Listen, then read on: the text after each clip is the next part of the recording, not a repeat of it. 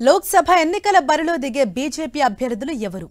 మరో 2 వారాల్లో ఎన్నికల షెడ్యూల్ వస్తుందంటున్నారు. వచ్చే వారం జాతీయ స్థాయిలో బీజేపీ అభ్యర్థుల ప్రకటన ఉంటుందంటున్నారు. మరి రాష్ట్రం నుంచి బీజేపీ టికెట్ పొందే ఆ అదృష్టవంతులు ఎవరు? ఫస్ట్ లిస్ట్లో ఎవరెవరి పేర్లు ఉండనున్నాయి? లోక్సభ అభ్యర్థుల ఎంపికపై తెలంగాణ బీజేపీ తేల్చుకోలేకపోతోంది. అభ్యర్థుల ఎంపిక కోసం 3 సార్లు భేటీ అయిన రాష్ట్ర ఎన్నికల కమిటీ ఏకాభిప్రాయం సాధించలేక అభ్యర్థుల పేర్లపై ఎలాంటి నిర్ణయం తీసుకోలేదని చెప్తోంది. వచ్చే వారం జాతీయ స్థాయిలో లోక్సభ అభ్యర్థుల జాబితా విడుదల చేసేందుకు బీజేపీ అగ్రనాయకత్వం సిద్ధమవుతోంది. ఇందుకోసం అభ్యర్థుల వడపోతను స్టార్ట్ చేసింది. ముందుగా రాష్ట్ర స్థాయిలో ఎన్నికల కమిటీలు సమావేశమై సమర్థుల పేర్లను తెలియచేయాలని స్థానిక నాయకత్వాలను ఆదేశించారు కేంద్ర పెద్దలు.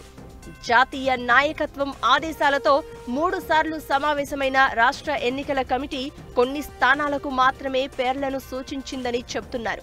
సిట్టింగ్ స్థానాలైన కరీంనగర్ నుంచి బండి సంజయ్, సికింద్రాబాద్ నుంచి కేంద్ర మంత్రి కిషన్ రెడ్డి, నిజామాబాద్ నుంచి ధర్మపురి అరవింద్లకే మళ్లీ అవకాశం ఇవ్వాలని రాష్ట్ర కమిటీ సూచించిందని చెబుతున్నారు.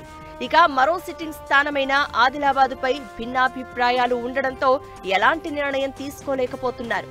కానీ మిగిలిన 3 చోట్ల సిట్టింగ్లకే అవకాశం ఇస్తున్నందున ఆదిలాబాద్లో కూడా ఎంపీ సోయం బాపురావుకే ఛాన్స్ అనే టాక్ వినిపిస్తోంది. ఇదే విధంగా చేవెళ్ల మాజీ ఎంపీ కొండా విశ్వేశ్వర్రెడ్డికి పోటీగా ఎవరూ లేకపోవడంతో ఆయన పేరు దాదాపు ఖాయమేనంటున్నారు.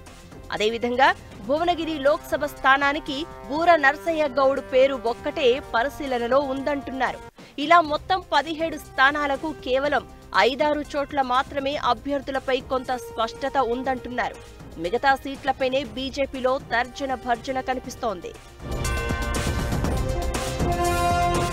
ముఖ్యంగా మల్కాజ్గిరి, మహబూబ్ నగర్, జహీరాబాద్, మెదక్ పార్లమెంటు స్థానాలపై ఎక్కువ సందిగ్ధత ఉందంటున్నారు. మల్కాజ్గిరి పార్లమెంటు స్థానం నుంచి 1/2 డజను పేర్లు ప్రచారంలో ఉన్నాయి.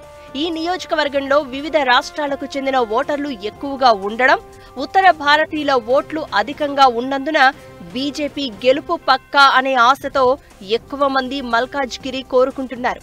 ఇందులో బడా లీడర్లు కూడా ఉండడంతో షార్ట్ లిస్ట్ చేయడం రాష్ట్ర నేతలకు తలకు మించిన భారంగా మారుతోంది. ఇక్కడ అభ్యర్థి ఎవరో తేలితేనే జహీరాబాద్, మెదక్ స్థానాలకు అభ్యర్థులను ఎంపిక చేస్తారంటున్నారు. మల్కాజ్గిరితో ఆ 2 స్థానాలకు లింక్ ఉండడంతో మొత్తం 3 స్థానాల అభ్యర్థుల ఎంపిక ఇప్పట్లో తేలేలా కనిపించడం లేదు.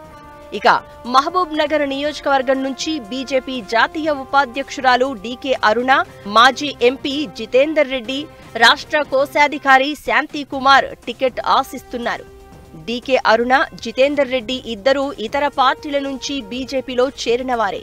వీరిద్దరిలో ఎవరికి టికెట్ ఇస్తే మిగిలిన వారు ఎలా రియాక్ట్ అవుతారనే అనుమానంతో ఆచితూచి నిర్ణయం తీసుకోవాలని భావిస్తున్నారట బీజేపీ నేతలు. ఇక దక్షిణ తెలంగాణలోని ఖమ్మం, నల్గొండ, నాగర్ కర్నూల్, మహబూబాబాద్, ఉత్తర తెలంగాణలోని పెద్దపల్లి, వరంగల్ స్థానాలపైన క్లారిటీ కనిపించడం లేదు. ఈ నియోజకవర్గాల్లో అభ్యర్థులను షార్ట్ లిస్ట్ చేసినా జాతీయ నాయకత్వం ఈ స్థానాలపై ఎలాంటి చర్చలు జరపలేదని చెప్తున్నారు. అంటే ఈ 6 స్థానాల అభ్యర్థుల పేర్లు మొదటి జాబితాలో ఉండే అవకాశం లేదంటున్నారు.